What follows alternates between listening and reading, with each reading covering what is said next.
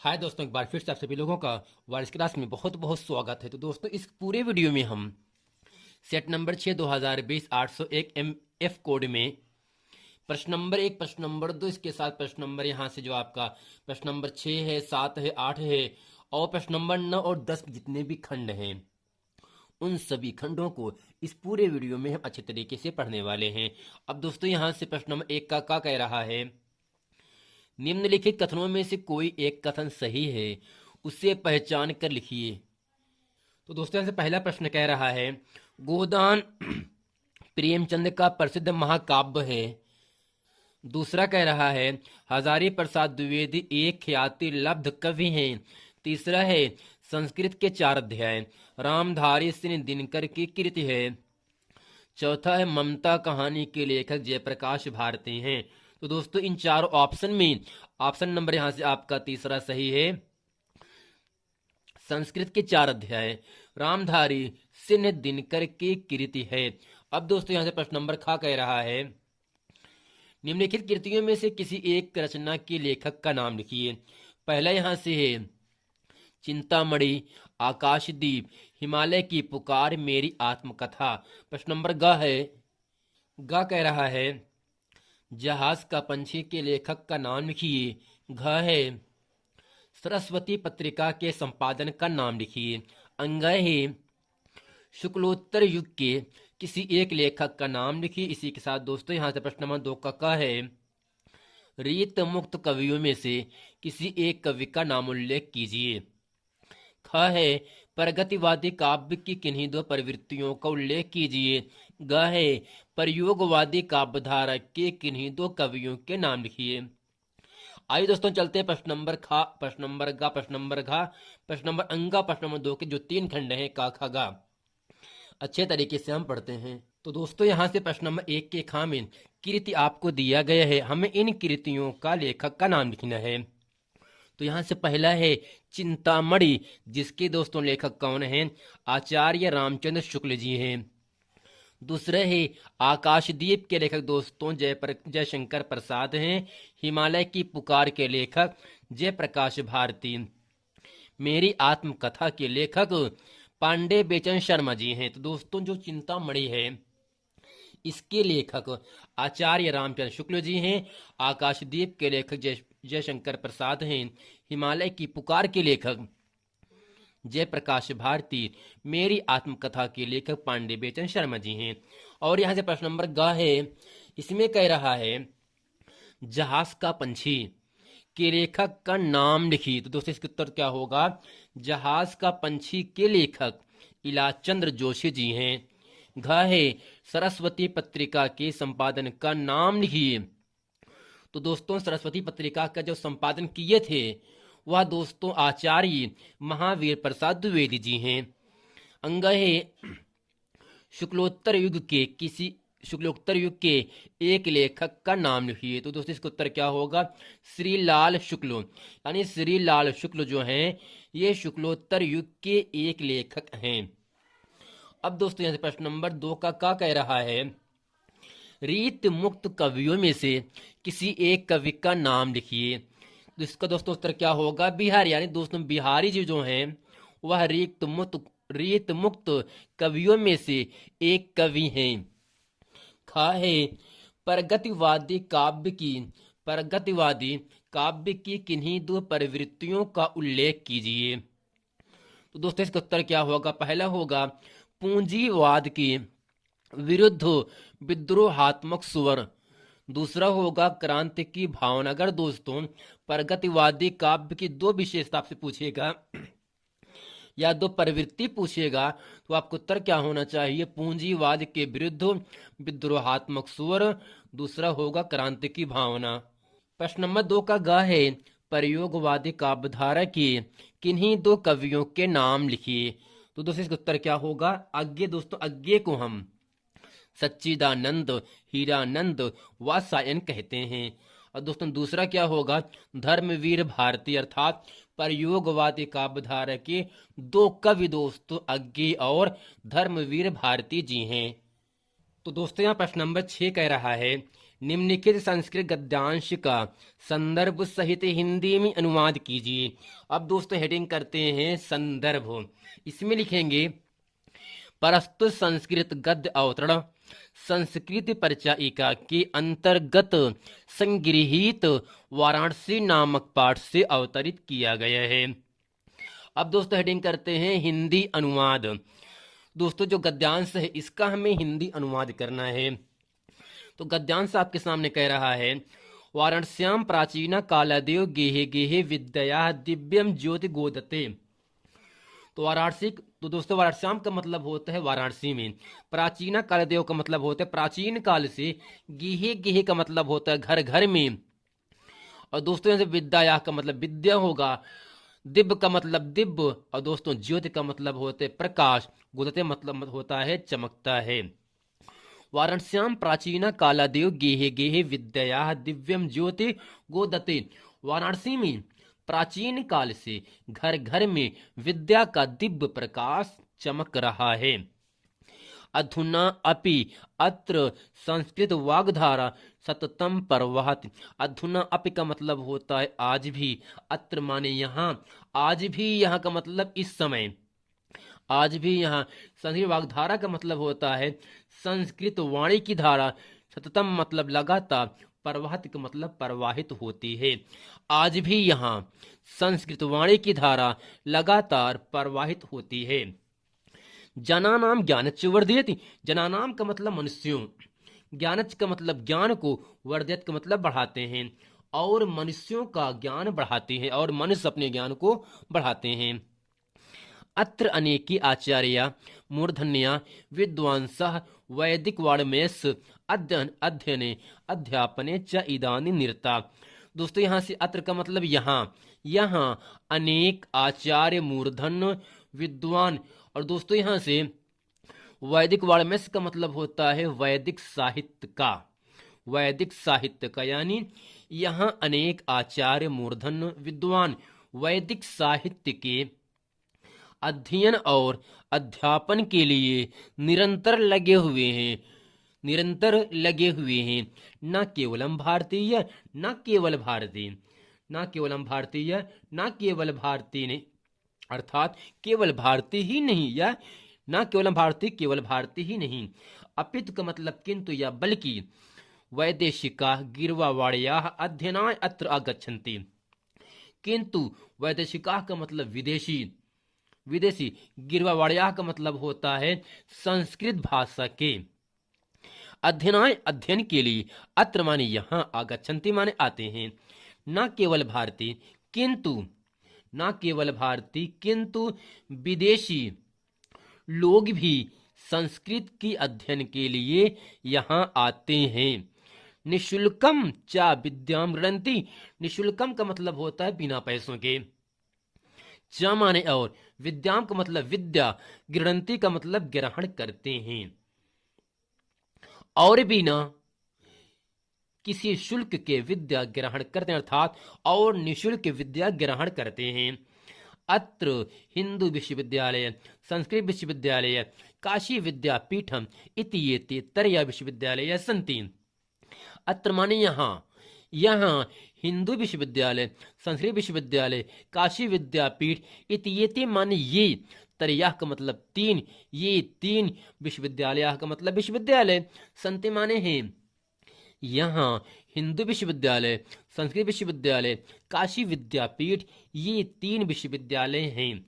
येसु जिनमें, येसु का मतलब जिनमें, नवीन नाम का मतलब होता है नवीन, प्राचीन नाच का मतलब होता है प्राचीन, ज्ञान विज्ञान षडायाम का मतलब होता है ज्ञान विज्ञान के विषयों का, अध्ययनम का मतलब अध्ययन, परचलितः का मतलब चलता है, जिनमें नवीन और प्राचीन ज्ञान विज्ञान के विषयों का अध्ययन प्रचलित है। दोस्तों आशा करते हैं प्रश्न नंबर 6 का जो संस्कृत का हिंदी अनुवाद है इसको अच्छे तरीके से आप लोगों को समझ में आ गया होगा। वाराणसी में प्राचीन काल से घर घर में विद्या के दिव्य प्रकाश चमक रहा है। आज भी यहाँ संस्कृत वाणी की धारा लगातार प्रवाहित होती है। जनानाम ज्ञानच वर्धित, और मनुष्य अपने ज्ञान को बढ़ाते हैं। यहाँ अनेक आचार्य मूर्धन्य विद्वान वैदिक साहित्य के अध्ययन और अध्यापन के लिए निरंतर लगे हुए हैं। न केवलम भारतीय अपितु न केवल भारतीय किंतु वैदेशिकाः गिर्वावाण्याः अध्ययनाय अत्र गच्छन्ति। न केवल भारतीय किंतु विदेशी लोग भी यहाँ देववाणी संस्कृत के अध्ययन के लिए आते हैं। निःशुल्कम च विद्यां गृह्णन्ति और निःशुल्क विद्या ग्रहण करते हैं। अत्र का मतलब यहाँ हिंदू विश्वविद्यालय, संस्कृत विश्वविद्यालय, काशी विद्यापीठ, ये 3 विश्वविद्यालय हैं जिनमें नवीन और प्राचीन ज्ञान विज्ञान के विषयों का अध्ययन प्रचलित है। तो दोस्तों आशा करते हैं प्रश्न नंबर 6 अच्छे तरीके से आप लोगों को समझ में आ गया होगा। अब दोस्तों प्रश्न नंबर जो 7 का है, अपनी पाठ्य पुस्तक से कंठस्थ किया हुआ कोई एक श्लोक लिखिए जो इस प्रश्न पत्र में न आया हो। दोस्तों आशा करते हैं आप लोग कम से कम 2-3 श्लोक अच्छे तरीके से याद कर लेंगे। अब यहां से प्रश्न नंबर 7 का खा कह रहा है, वाराणसी निम्नलिखित प्रश्नों में से किन्हीं 2 प्रश्नों के उत्तर संस्कृत में दीजिए। तो यहां से पहला कह रहा है, वाराणसी कस्य संगम स्थल अस्ति। वाराणसी किसका संगम स्थल है? वीरः केन पूज्यते। वीर के द्वारा किसकी पूजा होती है? ज्ञानम कुत्र संभवति। ज्ञान कहाँ संभव है? पुरुराजा केन सा युद्धम अकरोत्। पुरुराज ने किसके साथ युद्ध किया? पुरुराज ने किसके साथ युद्ध किया? इसी के साथ दोस्तों यहाँ से प्रश्न नंबर जो 8 का है, का खागा। आशा करता हूं इन सभी परिभाषाओं को अच्छे तरीके से आप लोग याद कर लिए होंगे। तो दोस्तों चलते प्रश्न नंबर 7 का खा। इन चारों प्रश्नों को अच्छे तरीके से हम पढ़ते हैं। तो दोस्तों प्रश्न नंबर 7 का खा है, पहला है, वाराणसी कस्य संगम स्थल अस्ति। वाराणसी किसका संगम स्थल है? तो दोस्तों इसका उत्तर क्या होगा? वाराणसी विविध धर्माणाम संगम स्थल अस्ति। वाराणसी विभिन्न धर्मों का संगम स्थल है। वीरः केन पूज्यते। वीर के द्वारा किसकी पूजा होती है? वीरः वीरेण पूज्यते। वीर के द्वारा वीर पूजा जाता है। ज्ञानम कुत्र संभवति। ज्ञान कुत्र का मतलब कहाँ, संभवति संभव है। ज्ञानम कुत्र संभवति। ज्ञान कहाँ संभव है? ज्ञानम सर्वत्र संभवति। ज्ञान सभी जगह संभव है। पुरुराजा केन सह युद्धम अकरोत्। पुरुराज ने किसके साथ युद्ध किया? इसका उत्तर क्या होगा? पुरुराजा अलक्षेन्द्रेण सह युद्धम अकरोत्। पुरुराज ने अलक्षेंद्र के साथ युद्ध किया। अब इसी के साथ दोस्तों प्रश्न नंबर 9 का आपके सामने यहां से कहा जा रहा है, इसमें दोस्तों हमें उपसर्ग दिया है, उपसर्ग से शब्द बनाना है। तो जहां दोस्तों उपसर्ग में अधि, अनु, अन, अप, अभि, परे है। दोस्तों अधि से शब्द बनाएंगे अधिकार, अनु से अनुसरण होता है, अन से अनमोल, अप से अपकीर्ति, अभि से अभिराम, परि से परिजन। खा है दोस्तों, खा में प्रत्यय दिया गया है, हमें शब्द बनाना है। प्रत्यय में दोस्तों आई, पन, हट, त्वा। दोस्तों उपसर्ग शब्दों के पहले लगता है और प्रत्यय शब्दों के अंत में लगता है। दोस्तों हमें ऐसा शब्द बनाना है जिसके अंत में आई शब्द लगा हो। जैसे यहां से बनवाई, लिखाई, पढ़ाई। दोस्तों इन सभी शब्दों के अंत में आई शब्द आ रहा है, तो यहां पर क्या होगा? आपका आई आपका प्रत्यय होगा। पन से दोस्तों अपनापन, भोलापन, लड़कपन, इन सबको शब्दों को हम बना सकते हैं। और यहां से हट है, घबराहट, झंझनाहट, ये सब दोस्तों क्या होगा? इस शब्द में आपका जो हट है यह आपका प्रत्यय है। त्वा महत्व, घटत्व, बढ़त्व, चढ़त्व, यह सब दोस्तों क्या होगा? आपका प्रत्यय के अंतर्गत जाता है। त है सुंदरता, यानी ऐसा शब्द बनाओ जिसके अंत में ता, तो, हट, पन, आई। और दोस्तों ऐसा शब्द बनाओ जिसकी पहले परि, अभि, अप, अन, अनु आदि शब्द लगा हो। अगर दोस्तों जो उपसर्ग होता है, उपसर्ग शब्दों के पहले लगता है, लेकिन जो प्रत्यय होता है वह दोस्तों शब्दों के अंत में लगाया जाता है। दोस्तों आशा करते हैं उपसर्ग और प्रत्यय अच्छे तरीके से आप लोगों को समझ में आ गया होगा। अब यहाँ आपके सामने कह रहा है प्रश्न नंबर ग है 9 का, शब्द दिया गया है, हमें इन सभी शब्दों का समास विग्रह और समास का नाम पूछ रहा है। दोस्तों जो प्रथम शब्द है उसमें है नील कमल। इस नील कमल का जब समास विग्रह करते हैं तब दोस्तों होता है नीला है जो कमल। अगर दोस्तों जिस शब्द के समास विग्रह करने पर है जो शब्द अगर बीच में आएगा, अगर समास विग्रह करने में बीच में है जो शब्द आता है तो उसका मतलब वह जो समास होगा कर्मधारय समास होगा। अर्थात नील कमल, नीला है जो कमल। समास का नाम दोस्तों कर्मधारय समास की पहचान क्या होगा, क्योंकि इस शब्द का समास विग्रह करने पर है जो या दोस्तों के समान शब्द अगर आएगा तो वह जो समास होगा कर्मधारय समास के अंतर्गत जाता है। दूसरा है नौ रत्न। जैसा कि दोस्तों आपको दिख रहा होगा, नौ का मतलब नौ संख्यावाची। अगर प्रथम शब्द संख्यावाची है तो वह दोस्तों द्विगु समास के अंतर्गत जाएगा। तो नौ रत्नों का समूह द्विगु समास। पापुण, इन दोनों शब्दों के बीच में एक निशान आता है जिसे कहते हैं योजक चिन्ह। जब यह निशान हटता है, जब इस शब्द का समास विग्रह करते हैं, तब इसके स्थान पर और या तथा शब्द आ जाता है। यानी पाप पुण्य, पाप और पुण्य, अर्थात दोस्तों ये जो समास होगा आपका द्वंद्व समास। अगर बीच में योजक चिन्ह आ जाएगा तो वह जो समास होगा द्वंद्व समास होगा। दोस्तों अगला है लंबोदर। लंबा है उदर जिसका, और दोस्तों उदर का मतलब पेट होता है। लंबोदर, लंबा है उदर जिसका, अर्थात यहाँ से दोस्तों जो आपका समास का नाम होगा वह बहुव्रीहि समास के अंतर्गत जाता है। दोस्तों आशा करते हैं नील कमल का नीला है जो कमल, कर्मधारय समास, नवरत्न का नवरत्नों का समूह द्विगु समास, पाप पुण्य, पाप और पुण्य द्वंद्व समास, लंबोदर, लंबा है उदर जिसका, बहुव्रीहि समास। दोस्तों आशा करते हैं कर्मधारय, द्विगु समास, द्वंद्व, बहुव्रीहि, इन सभी समास को अच्छे तरीके से आप लोगों को समझ में आ गया होगा। अब दोस्तों यहाँ आपके सामने कह रहा है प्रश्न नंबर 9 का घ है, शब्द दिया गया है और दोस्तों हमें शब्द से तत्सम रूप बताना है। पहले यहाँ से कान। दोस्तों कान शब्द का तत्सम रूप कर्ण होता है, यानी कर्ण का मतलब कान होता है, और मक्खी का तत्सम रूप मछिका होता है।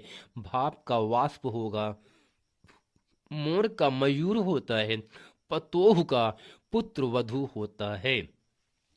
प्रश्न अंग है, शब्द दिया गया है दोस्तों, हमें पर्यायवाची शब्द लिखना है, यानी ऐसे शब्द जो एक से अधिक अर्थ रखते हैं पर्यायवाची शब्द कहलाते हैं। जैसे दोस्तों पहले दिया है यहाँ से बादल। दोस्तों बादल शब्द का पर्यायवाची शब्द क्या क्या होगा, मेघ, वारिद। कमल का दोस्तों पंकज, नीरज। यानी अगर दोस्तों कमल शब्द के पर्यायवाची पहचान क्या होगा, अगर शब्दों के अंत में जा लगा होगा तो वह कमल शब्द का पर्यायवाची होगा। अगर शब्दों के अंत में दा लगा होगा वह दोस्तों बादल शब्द का पर्यायवाची शब्द होता है। दोस्तों अगला है पृथ्वी। दोस्तों पृथ्वी शब्द का जो आपका पर्यायवाची शब्द होता है धरा, धरती, वसुधा, वसुंधरा। तो हम लिखे क्या है धरा और वसुधरा, धरा और वसुंधरा। घोड़ा है दोस्तों, घोड़ा को हम क्या क्या कहते हैं, अश्व है, यानी घोड़ा शब्द का पर्यायवाची शब्द अश्व है होता है। इसी के साथ दोस्तों अब चलते हैं प्रश्न नंबर 10 का। आपके सामने यहां से कहा जा रहा है शब्द दोस्तों दिया गया है, हमें संधि विच्छेद और संधि का नाम पूछ रहा है। जैसे कि दोस्तों आपको दिख रहा होगा तदेव के ऊपर दा के ऊपर ए की मात्रा है। दोस्तों ये संधि का नाम क्या होगा, वृद्धि संधि। यानी दोस्तों वृद्धि संधि में शब्दों के ऊपर ए की मात्रा लगाया गया होता है। तो यहाँ पर दा के ऊपर ए की मात्रा है और हा के ऊपर दोस्तों औ की मात्रा है। तो तदेव, तदा, धन, एव, वृद्धि संधि, महाौषधि, महाधन औषधि। यह भी दोस्तों क्या होगा आपका ता के ऊपर ए की मात्रा लेकिन हा के ऊपर औ की मात्रा। अगर दोस्तों ऊपर शब्दों के ऊपर अगर दो मात्रा लगाया गया होगा ए या औ की मात्रा तो वह जो संधि होगा आपका वृद्धि संधि हो जाएगा। इत्यादि।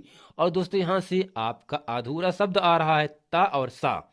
दोस्तों इत्यादि में आधा ता, स्वागतम में आधा सा आ रहा है। अगर दोस्तों शब्द में अधूरा शब्द आएगा तो वह जो संधि होगा यड़ संधि हो जाएगा।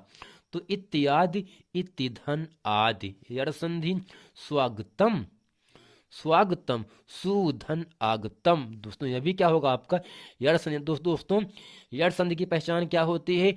शब्द में अधूरा शब्द आ जाएगा, और जब वृद्धि संधि होता है, वृद्धि संधि में शब्दों के बीच में अव या ऐ की मात्रा लगाया गया होता है। अब दोस्तों प्रश्न नंबर खा है, मति अथवा फल, तद अथवा युष्मद का षष्ठी विभक्ति बहुवचन बताइए। तो दोस्तों यहाँ से मति का षष्ठी विभक्ति बहुवचन मति नाम होता है, फल का षष्ठी विभक्ति बहुवचन फला नाम होगा। इसी के साथ तद का, तद शब्द का षष्ठी विभक्ति तेसाम, और दोस्तों वचन क्या होगा आपका, यानी तद षष्ठी विभक्ति बहुवचन तेसाम होता है। युष्मद का षष्ठी विभक्ति बहुवचन दोस्तों युष्माकम होता है। इसी के साथ दोस्तों अब प्रश्न नंबर 10 का कह रहा है, जो कि इस पूरे वीडियो का अंतिम प्रश्न होगा। 10 में अपठम हसामी पचाने हसीतम। तो दोस्तों यहाँ से अपठम पड़ धातु का है, लट लकार उत्तम पुरुष और एक वचन। हसामी हस धातु का, लट लकार का, उत्तम पुरुष एक वचन।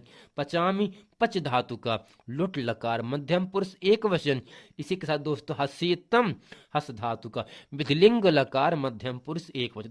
तो दोस्तों यहाँ से पठ का, हस का, पच का, हस का, इन सब का धातु रूप लकार पुरुष वचन अच्छे तरीके से आप लोगों को याद कर लेना है।